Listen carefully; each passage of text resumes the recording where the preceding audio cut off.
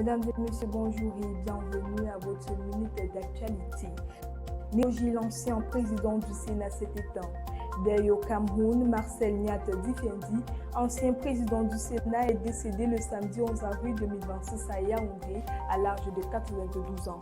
Ingénieur formé en France, il a d'abord dirigé la SONEL avant d'entrer au gouvernement comme ministre puis vice-premier ministre au début des années 90.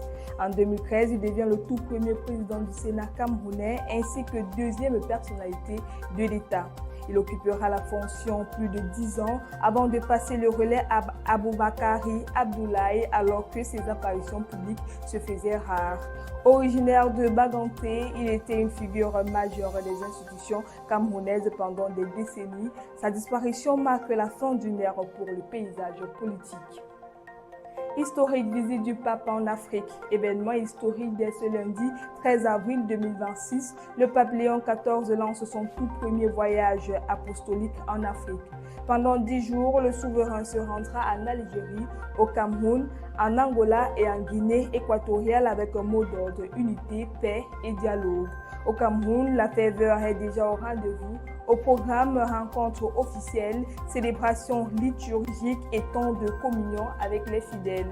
Plus qu'une simple visite, cette tournée incarne la volonté du pape Léon XIV de placer l'Afrique au cœur de son action pour l'unité et le dialogue. Un voyage placé sous le signe du rapprochement des peuples.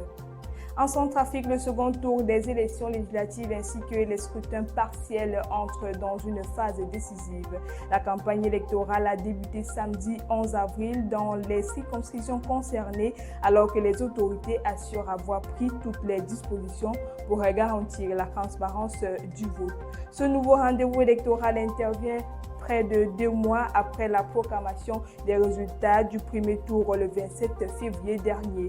Pendant ce temps, le Bloc républicain pour la défense de la Constitution, une plateforme de l'opposition, maintient son appel au boycott, réaffirmant sa position après avoir refusé de participer au scrutin présidentiel du 28 décembre dernier.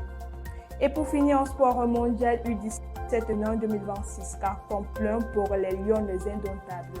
Belle performance des Lions indomptables du Cameroun hier dimanche qui se sont imposés face à l'Algérie par un score de 5-1 en match aller au premier tour des éliminatoires du mondial féminin U17 2026. Une démonstration de force des jeunes Lions qui prennent de l'avance sur la qualification avant la manche retour prévue à Yaoundé.